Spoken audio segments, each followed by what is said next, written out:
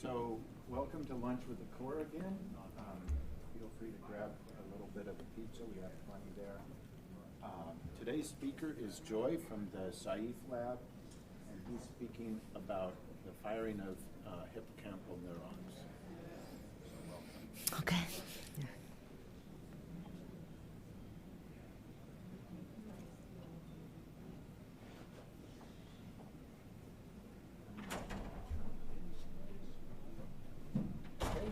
You're ready to go. Okay. Yeah.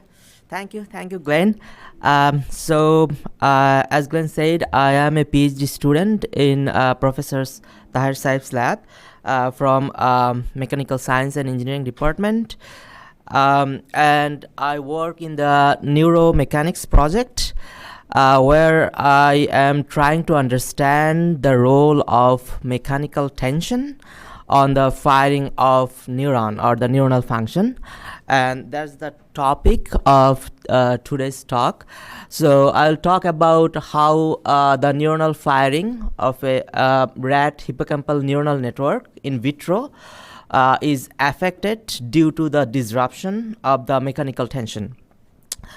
Okay, so neuronal firing, the way the neuron communicate with each other, that's like the basis of the very core function of a neural network. For example, the memory formation or the learning or the computation.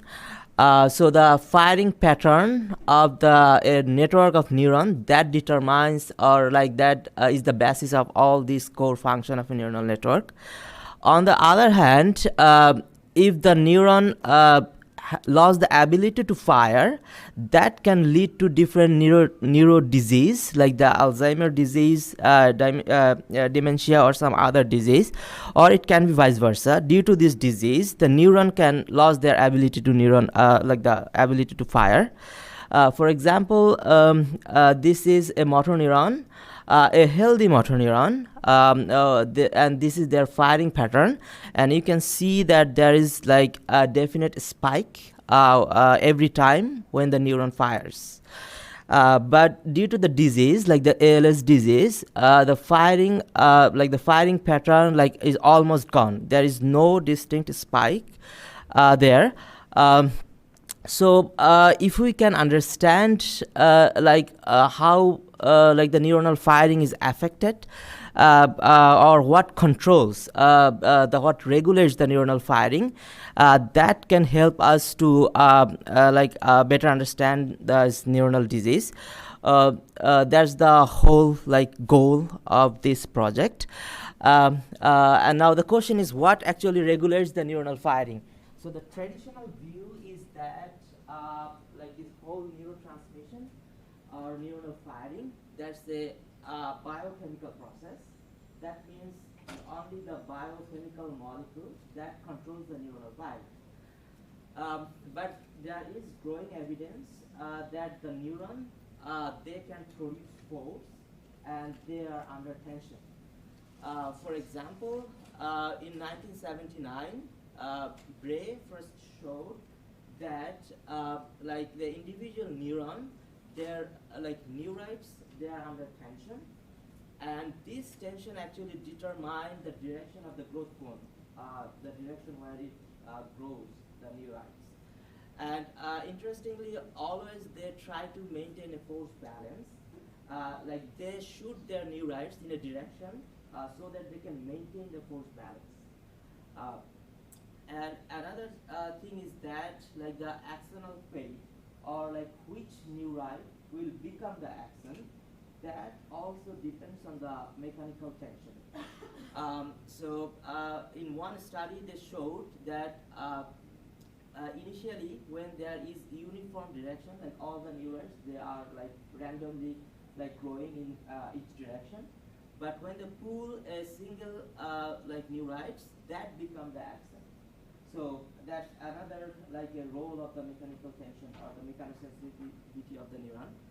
And our lab first showed that the vesicle clustering at the NMJ, neuromuscular junction of a fruit fly, that also depends on the mechanical tension.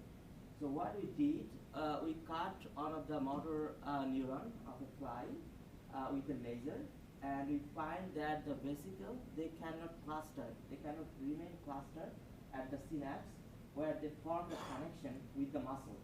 But if we pull the end using a micropipette, then the vesicle can again recluster there.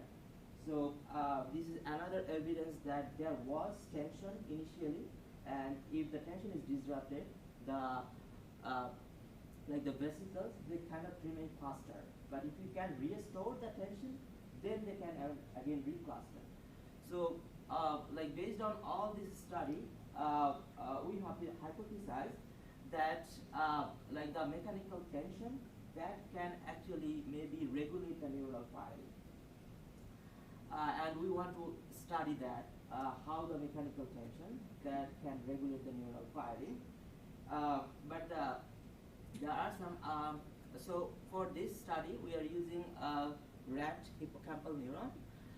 The reason behind this is that this portion of brain is actually responsible for learning and memory, and also this portion of the brain is more susceptible to different disease, the neural disease.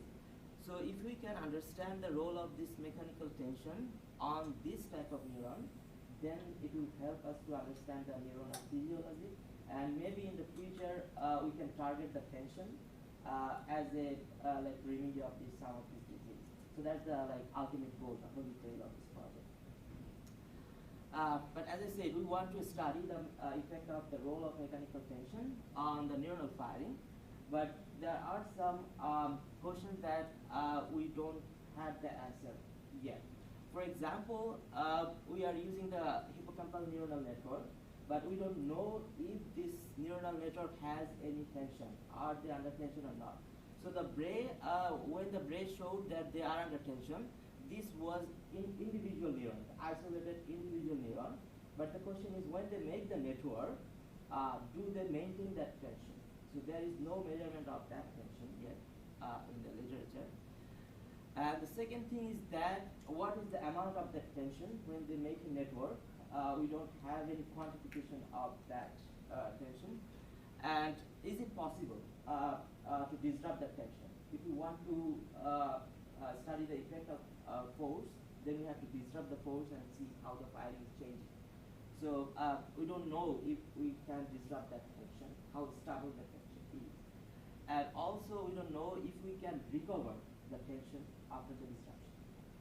So this was the first part of this study, so we are trying to answer this question. So the first thing is that we need to have a method to measure the force of a neuronal network.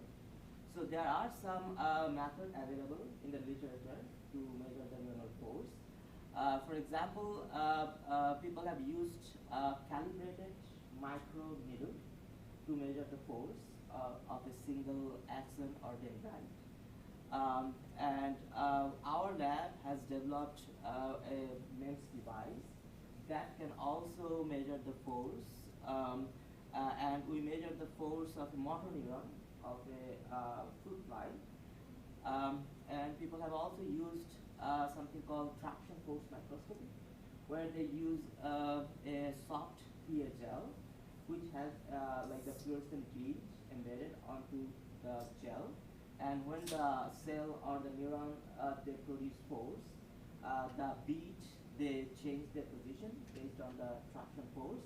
And if you can track the bead, the displacement, and the property of the gel is known, you can like quantify the amount of the force the cell is producing. And there are some other methods like the AFM or like the optical tweezer people have used. And this is an estimation of the force from different studies.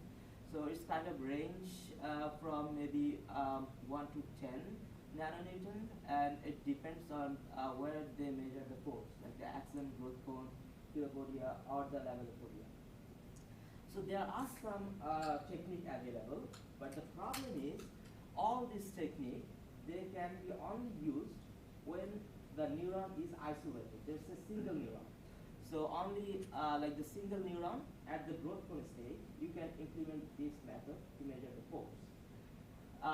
But we don't know if this single neuron, when they make the connection with another neuron and form the network, does they maintain that tension, or what happens during the synaptogenesis. And we are most interested here because like the neuron cannot function as a sole entity. It needs to be connected with another neuron, make a network, and then the fire and the firing pattern that leads to the different functions like the memory formation or learning or computation or something like that. So, so we need to have a method that can measure the force of a network of neurons, not a single neuron. So our lab was first to develop a force sensor, 3D force sensor that has 1 nanonewton resolution. You can see from the other study, it's kind of like in 1 to 10 nanometer. So we need that much resolution to resolve the force of the neuron. So I will briefly describe the principle. It's very simple. So we are using PDMS as a substrate. And this is the device, like the ACM image of the device. So it has 3 parts mainly. The first is this thin beam, the 4 beam you can see here. We are calling it soft spring or force sensing spring. And we have this thick beam here. And we are calling that stiff spring because the stiffness is higher. And these are cantilever beam. And the third part is this grip, you can see here. This is a platform where we can make tissue, like the 3-dimensional tissue with any type of cell, including the neuron. So the principle, how it works, I think this video will be more helpful to understand. Okay, again, so we have this 4 thin beam or force sensing spring cantilever, and this is the stiff beam, the thick beam, and this is the grip portion. So this is a video of, so I try to measure the force of the astrocyte. So the top grip that is attached to the stiff spring, so there should not be that much deflection when the force produces the force. But the bottom one that's connected to this soft spring, so if the cell produces the force, it should move towards the top direction. And there was a connection initially, if you see here, like the in SCM image. So we have a connection of this soft spring with another stiff spring to just increase the rigidity during the tissue formation. So there was some challenge during the tissue formation. Initially, like we were not able to have a functional tissue where we can measure the force because of the surface tension and everything. The tissue was like tearing off. So we have to have a rigid platform during the polymerization and everything of the tissue. So, but before measuring the force, we normally cut that connection so that this soft spring is free to move when the cell produces the force.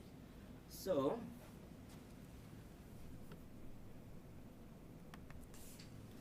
is it running? Okay, so this is a timeless video, and you can see that this, like the brick, which is connected to the soft spring, is moving when the cell produces the force. So now, like we know all the property of this cantilever beam. So there, like the spring constant of the stiffness is known because there's the property, material property and the geometrical property. So we know the dimension and everything, and also the material property. So the stiffness of this is around like 4.6 nanonewton per micrometer. So what that means that if you want to move this whole structure 1 micron in the top direction, you have to put 4.6 nanonewton force. So now we want to measure the force of this cell. So all we need to measure is the amount of the displacement of this grip. So for example, if we find that at any time point, like the bottom grip has moved 10 micron in the top direction, then the amount of the force at that time point would be 10 micron times 4.6 or 46 nanometers. So that's the whole principle. It's very basic cantilever beam. The force is the stiffness times the displacement. So again, the principle is described here. This is just a simplified schematic. So you have the soft spring and the stiff spring. So stiff spring actually work as an anchor for the cell. So they are using that as an anchor and just pulling the other grip, and we are measuring the displacement of that grip. For example, here initially the gap between the two grip was L0, and when the cell produced the force at any time point, the gap has decreased to LC, and the amount of the displacement is the DC. So at this time point, the force produced by the cell would be just the constant, the stiffness of the soft spring times the displacement of that grip. And you can see the original, how the schematic looks like when the force is produced by the cell. So initially they are straight, all four beam, and when the cell produces the force, the tip of the cantilever then moves toward the direction of the force. Okay, so that's the principle of the force sensor we have, and that has very high resolution, 1 nanonewton resolution, and we implement that to measure the force of a neuronal network. So it's kind of similar, but there are little difference how we make the tissue. So we want to measure the force of the synapse or the connection between the neuron. So we put the neuron and the ECM. We use collagen plus matrigel as the ECM in the grip portion, and when they polymerize and they start to grow there and make the connection here, they start to pull this grip, which is connected to the force sensing spring, and we just measure the amount of the displacement of that grip, which gives us the force of any time point. Now, as I said, the making process of the neuronal tissue is a bit different from the other cell. So this schematic is describing how the neuronal tissue is formed. So what I normally do, just put a cell and the media solution initially on the grip portion. So at this stage, so all the cell body of the neuron should be all over the place. But as I said, we don't want to measure the force of the neural cell body, only the connections. So we remove all the cells from the in-between space here using a wipe, and it should look like this after the cleaning of the center region.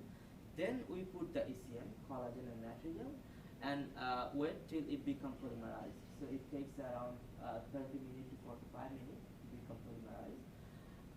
And then we just keep them and they grow, and we can have a time-lapse video of the whole sensor, and that gives us the whole time resolution of the force generation of this whole neuronal network.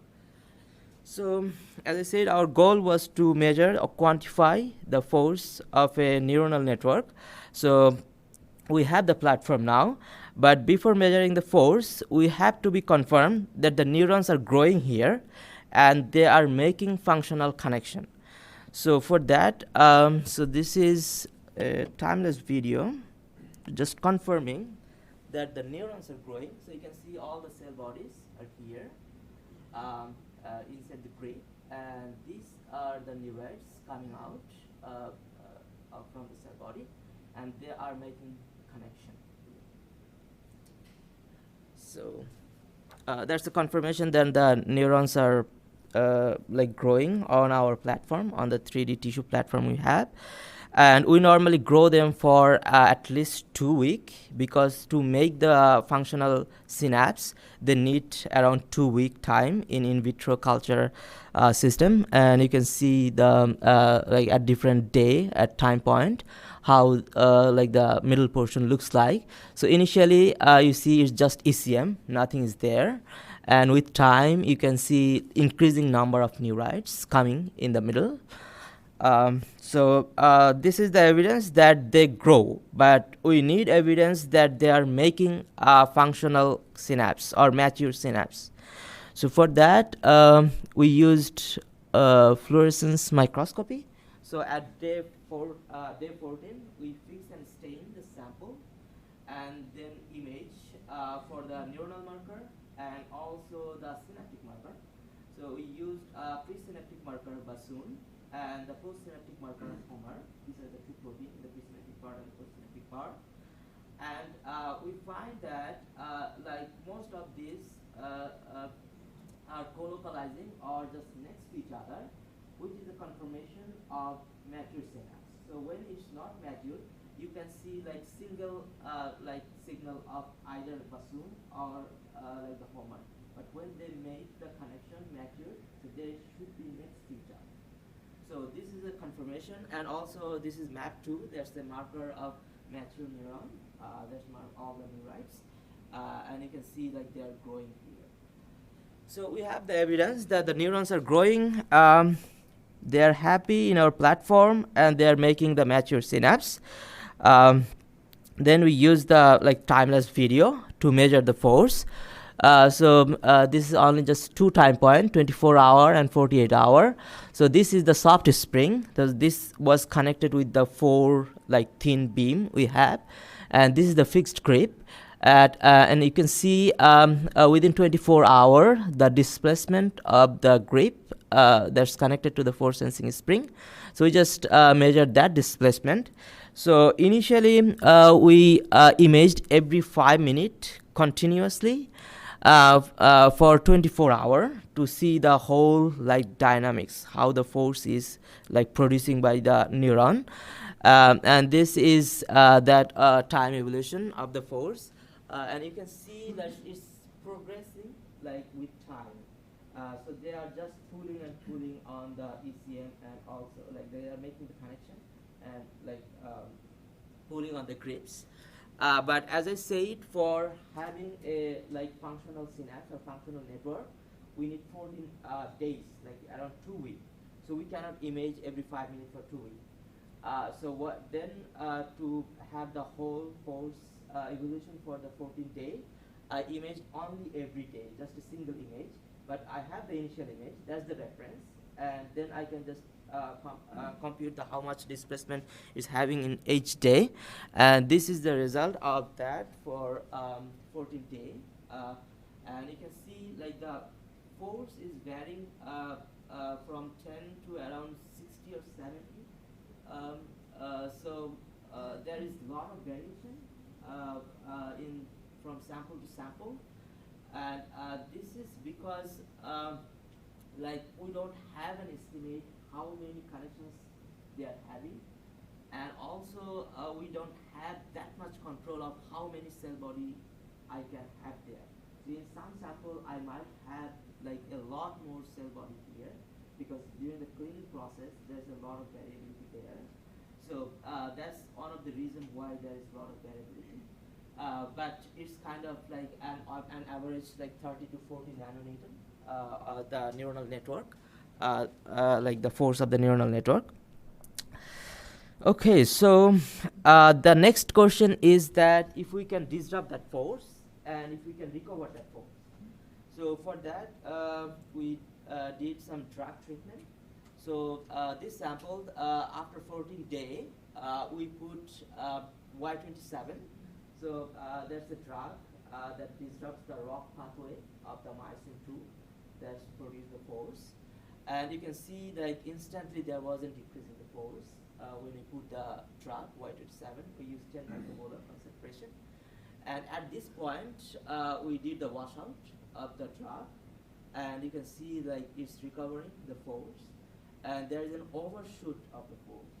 So the amount of the force before the treatment was around 60, 65, but after the washout, it kind of overshoot. So we don't know the reason. So we see the similar pattern with other type of cell, like the fibroblast of TP3 cell. We don't know the exact reason right now. That's like under study right now. So after the washout, it recovers, and then we give it enough time for like stabilizing, and then we used another drug. It's called levastatin. So the way it disrupts myosin 2 is different from Y27. So as I said, Y27 that disrupts the ROCK pathway, and blebistatin that actually disrupt the ATPase activity of the myosin 2. So that's directly disrupt myosin 2, inactivate the myosin 2. So our expectation was the amount of the force drop in the blebistatin would be higher compared to the Y27, and we want the maximum amount of the force disruption we can have to study the effect of the force disruption in neuronal firing. So, and it looks like that's true. When we put the blebistatin, the amount of the force drop was higher compared to the Y27. And again, if we wash out the drug, it recovers and then stabilizes. And there was no overshoot. We don't know the reason. So, as I said, we were trying to answer this question, and we have the answer now. So we know that the hippocampal neuronal network, rat hippocampal neuronal network, they are under tension, and we know the amount of the tension. On average, it varies a lot, but on average, it's 30 to 40 nanonewton. And it's possible to disrupt the tension with blebistatin. It was around 20%. And if we wash out the drug, we can restore the tension of the neuronal network. So we are all set to study the effect of force disruption on neuronal firing. So now we have to measure the neuronal firing. So there are different methods available to measure the neuronal. Sorry, what happens?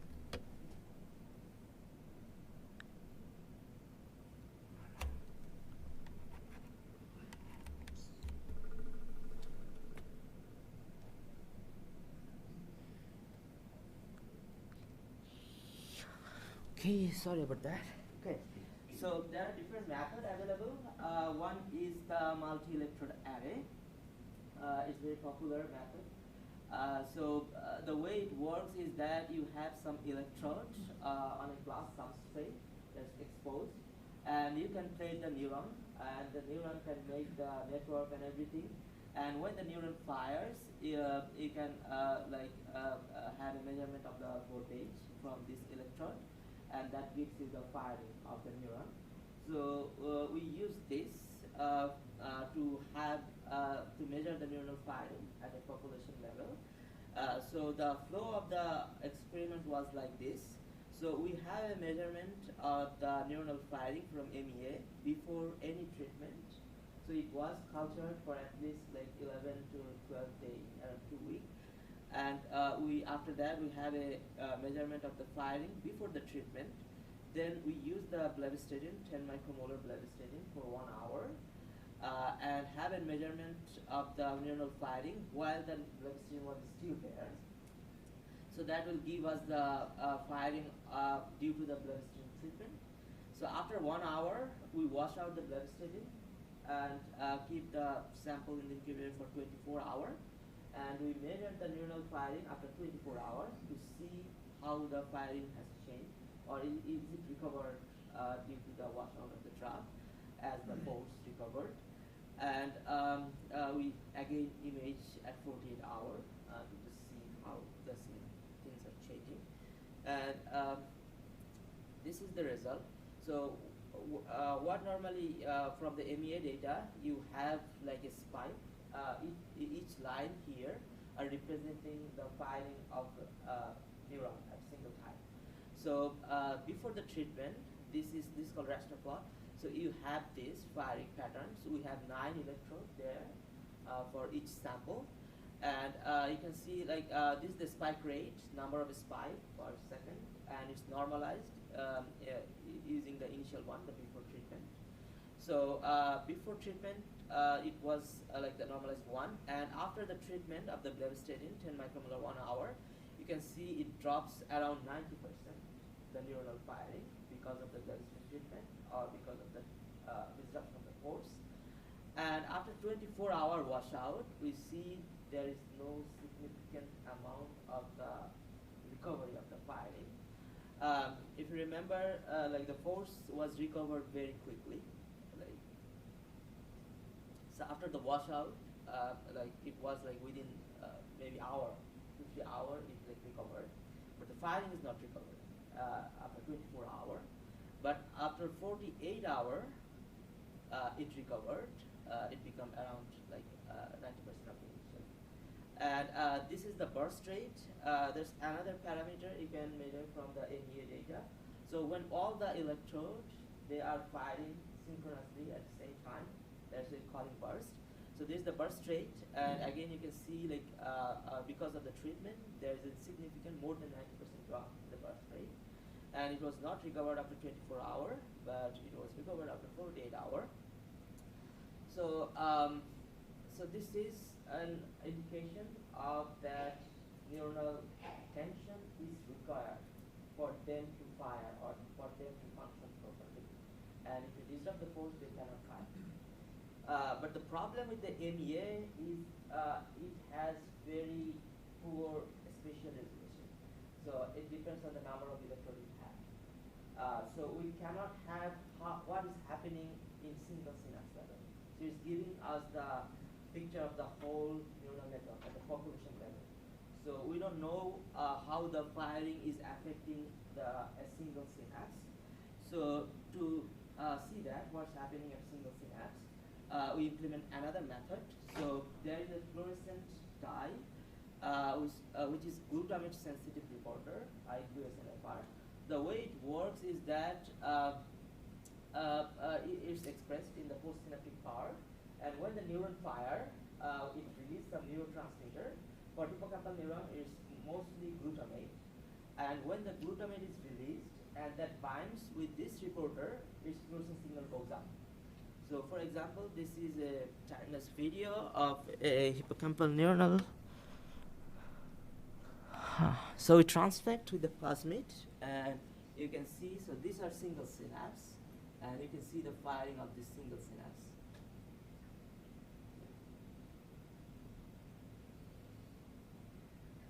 So using this method, now we can study the effect of force disruption at a single synapse level. So, and I think I have a zoomed in view of a single synapse. Yep, I can see how, so this is one of the like the spine of the postsynaptic part of a synapse, and oops.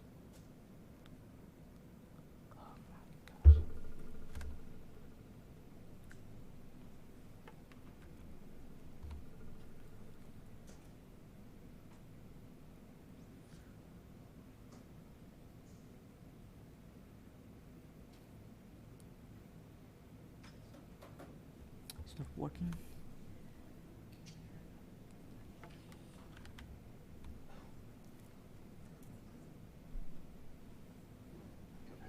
I don't know. It's just blank. Or is it my computer? Yeah, your computer is not.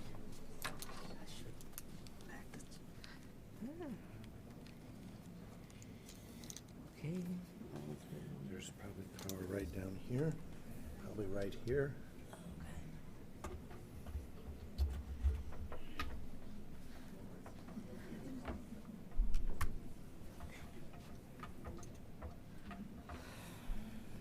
That'll probably take a minute for it to re-get going.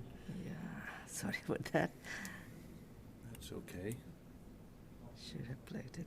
It was more than 90% when I was here. You're fine. You're good. Oh, it just popped up. Huh? Oh, yeah. Looks good. Okay, sorry. So, Did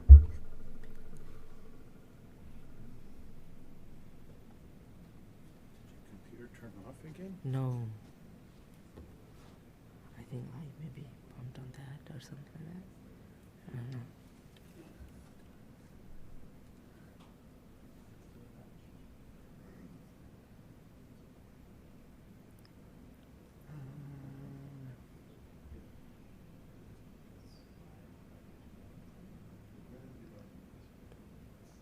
Maybe fully unplug a plug. Yeah, I think full unplug. Stick it back in and see if it finds it. I think it has. There you go. Yeah, thank you. Okay, so yeah, so this is a zoomed in view, and this is an postsynaptic spine of the synapse, and you can see the firing of the synapse here, and the corresponding firing pattern is here. You can see all this like spike are representing one is neuron firing of a single synapse. So we use this method to see what is happening at single synapse due to the force disruption.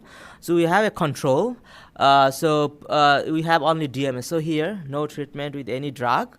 And this is the firing pattern at 5 different synapses. It's running. Yeah, you can see like it's firing here. And this is the corresponding firing pattern of single synapse. And then we put the blebbistatin, and we see the similar effect what we have find in the MEA data. So you see like it's occasionally there is some firing. The one thing is the amount of the like amplitude has decreased a lot, and also like the frequency has decreased a lot due to the blebbistatin treatment. And then we wash out, and this is the result of the washout, and you can see like the firing pattern has recovered within 24 hours. So this is after 24-hour washout. So in MEA we were not having the recovery after 24 hours, but at single synapse level we saw that the firing pattern has recovered within 24 hours. So the reason we think behind this is that the MEA that gives you a population level firing. So it can be that at single synapse level it's recovered within 24 hours, and that is firing. But for having like a spike in the MEA data, you need a significant amount of the neuron in the population to be active, to have some signal in the electrode. So that's the reason we think that it takes more time for all the neurons to be activated. Maybe at single synapse level, some of the neurons are recovered in 24 hours, but for having a number of neurons in the population to be active, it needs more time. So yeah, that's the summary what we have. So in the control, this is the spike rate, the number of spike per second, and this is the due to the blebbistatin treatment. Again, there was around 90% drop in the firing rate, and after the washout, it has recovered. Okay, so that's the conclusion. So we have developed a platform where the 3D neuronal tissue can be self-assembled, where the rat hippocampal neuron that grow and form a mature synapse. And using this platform, we have measured the whole evolution of the pores when they are growing and making the connection with the 1 nanometer force evolution. And we have found that this rat hippocampal neuron, they are under tension even after making the connection, the synaptogenesis. And this tension is essential for the neuron to fire or function properly.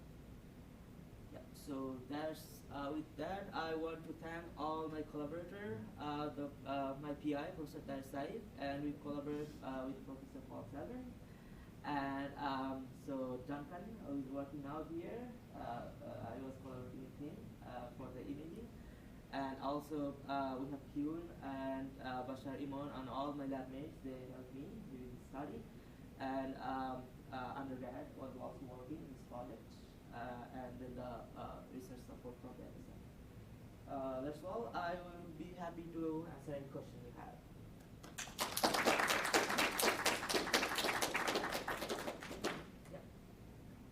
So you developed this sensor. How did you validate the force of material measuring or calibrate it? Yeah, we have calibrated that using a like constant yield. So we know the property of that and the amount of the displacement of that. So we use that to calibrate the force sensor.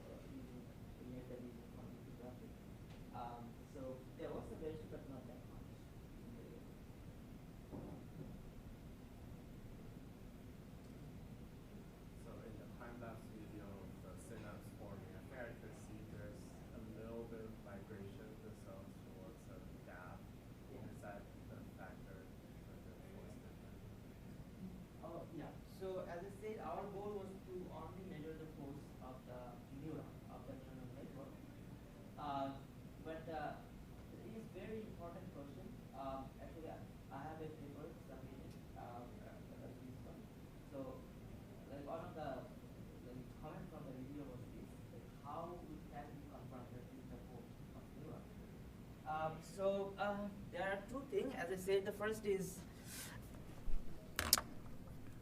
the way I make the tissue is that only the cell body are on the grip, but sometimes some of the cell body are getting migrated into the middle region. So we don't know if that is a neuron or that is any other glial cell. So to confirm that, if it is a neuronal force or some other type of cell force, because the astrocyte or the microglia, they are kind of fibroblast, and their amount of the force will be way higher compared to the neuronal force. So what we have done, so we have measured the force of astrocyte, isolated astrocyte, single astrocyte, so we can put single cell there as well, and the multiple astrocyte, and you can see the force pattern here. So the first thing is the amount of the force. So if you remember, for the neuron it was 30, 40, 60 nanonewton, and this is around 250 nanonewton for multiple astrocyte, and for the single astrocyte it was like 30, 40. But the amount of the time for the single astrocyte, it took only 8 hours to reach that, but for the neuron it took 14 days. So we calculated the time constant of this all force measurement, and we find that like for the astrocyte the time constant is very low compared to the neuron.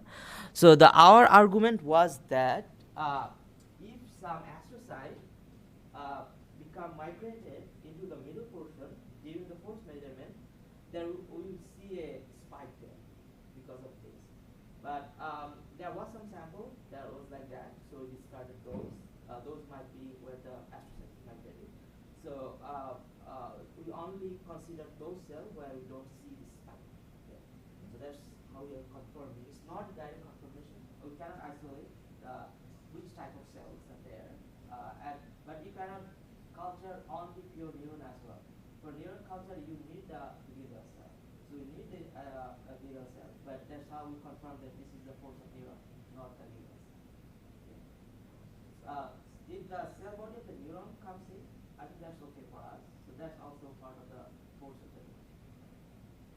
Second question. Yeah. About the drug treatment, have you tried like switching the order where you apply the drug? Because is it possible that the second drug gives like more force reduction because there was this overshoot after you wash out the first drug?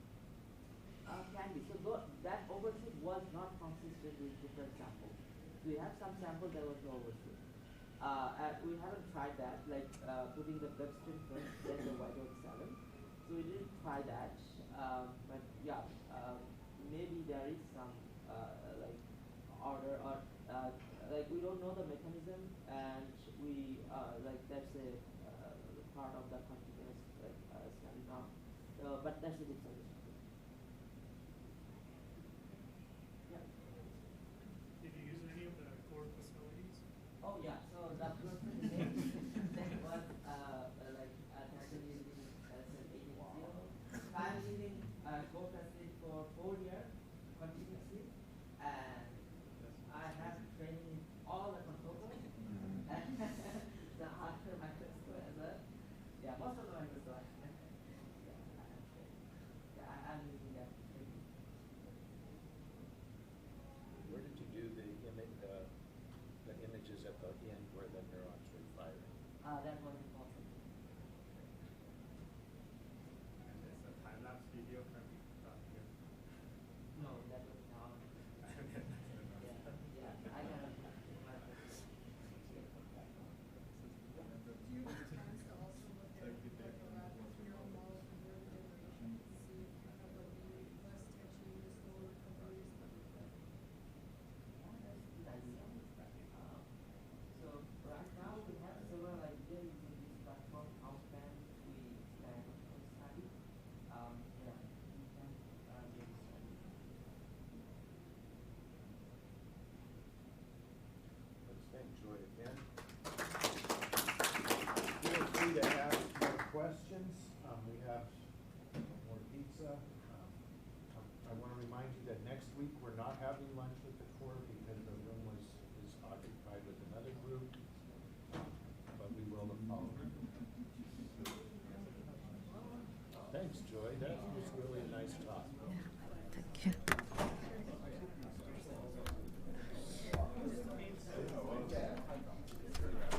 did Linda get you pizza? No, I Yeah, you should grab